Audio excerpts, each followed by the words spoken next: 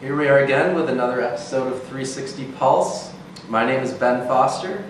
My name is Mitch Hislop. Welcome to 360 Pulse. The pulse of the young professional.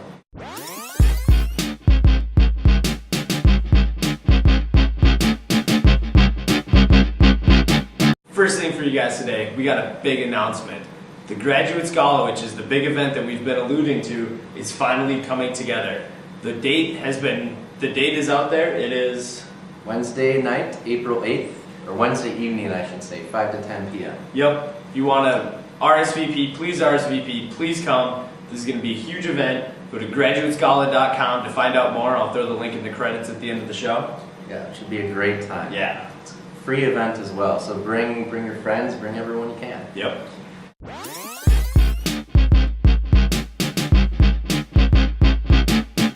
So the topic of this episode of 360 Pulse is job fairs. Job fairs. The one and only job fair, yes. It's February and it's job fair season for a lot of the colleges right now. Mm-hmm. There's a lot going on at the Minneapolis Convention Center. Yeah. They've got some big job fairs coming up, so we're going to give you some tips on how to plan for those, prepare for those, Definitely. and attend those with success. Definitely. So the first thing that I want to cover is even before you go to the job fair, what do? You need to research a little bit. Right. Find out who's going to be there. Absolutely. A lot of job fairs will have websites that will give you information about the fair beforehand. Visit the website, kind of research what companies are there. Mm-hmm. They'll have some positions there too that often the recruiters are going to be looking for. So do your research and find out who's going to be there.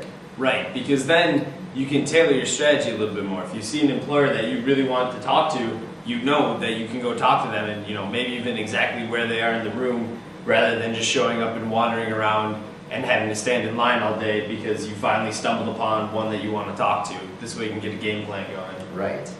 And I like what you said about showing up too. Get there early if you Definitely. can.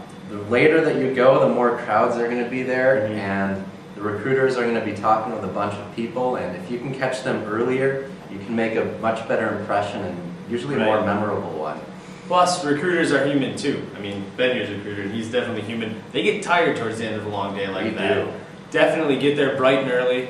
I recommend bringing a tent. Night before on the sidewalk, one night is comfort, could start your career. Oh wow, that's a new one actually. Gotta go hardcore. Like American Idol style. What are you gonna do? Hey. Anyway, so what to do once you get there? There's a lot of things you need to keep in mind at the job fair. First thing I can stress, first and foremost, professionalism. Yes. To a T. Yes. Dress as formally or business-like as you can. You don't need to, do a tux and a dress, but business suit if you can. Definitely shirt and tie, jacket and slacks combination. I have some suggestions here for ladies. Definitely, again, dress slacks, shirt, and jacket. If not a business suit, and for guys, the same thing. Got some examples of ties here, if you can see this. Here's some examples of ties real quick. You can see this one. It's just kind of a conservative black business tie. Here's a blue one. You can see here, nice blue tie. Definitely keep them conservative in nature, or else even just a plain color. Here's an example of one that's a little bit wild. So I would not wear something like this. It's kind of bright, flashy kind of colors. This is actually the tie that I wear at the job fair booths that's branded to my company. But if I were at a job fair, I wouldn't go this flashy. So think of, go ahead. The key to keep in mind here is conservatism. This is not the time to bust out the green suit with the bright pink shirt. I mean, guys, go with the uniform. Dark suit, black preferably, dark brown. I love my dark brown suit. Mm-hmm. It's a standby. White shirt, conservative tie. If you want to rock a pocket square, make it conservative. Don't have it flying out, just use it to tie everything together. Mm-hmm. Same goes for ladies. Just keep it all conservative. I mean, this is essentially if you end up working with the company, this is basically your first interview. Right. It's all about first impressions. Right. So, and when you're talking with the recruiter, kind of treat it like an interview. Ask them, what jobs, what are you looking for in these positions that you have? Yeah. What's your company like? Start kind of picking their brain a little bit while you're talking with them. If you've done your research, hopefully you'll know what jobs that are open that they're looking for right there. Which leads me to another tip. If you know that a certain company is going to be there with the job that you're looking for, prepare a little binder for them beforehand. Right. If someone comes up to me at a job fair and has a portfolio with their name on it that says prepared for Fahrenheit 360, that's really going to impress me. Definitely. They've done their research, and in it, if you put your resume in there, maybe a cover letter about a certain job or just a brief statement, that will definitely stick out in a lot of recruiters' minds. Yeah. Last couple tips here. There's a researcher from the University of Michigan State who works for the Collegial Employment Research Institute. And some things to keep in mind about hiring trends right now. His name's Philip Gardner, and he said that a lot of companies right now, the best places to look are the medium to smaller size, fast-growing entrepreneurial companies. Yep. They're hiring right now. They don't have a lot of issues with layoffs.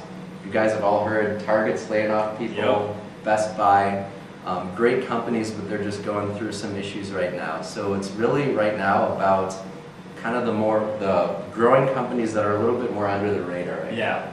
The other benefit of the smart companies, they're usually really nimble, and they can make the changes and adapt quickly, and it is the place to look for. I mean, keep that in mind in your job search, whether you're at a job fair or going through the classifieds. Is right now it's a lot easier to get a job at a company that's more our size, Fahrenheit 360 size, than a Target or a Best Buy. Yeah. Yeah, and by all means, do go to their fairs too. They're laying off people, but they are also hiring people, and just kind of figure out what's right for you and what type of company you see yourself in. But according to Philip and what we've seen through our research, the smaller companies are hiring right now, and actually the Twin Cities is one of the best places to be for young professionals right now. So, Ben, it sounds like what you're saying is that no amount of preparation is too much preparation for a job fair. Basically, yeah. Do your research, come with your game face on. You can show some personality in there too, but definitely be on your most professional side. Yeah, don't drink the night before. Yes, that would also be a good tip to do.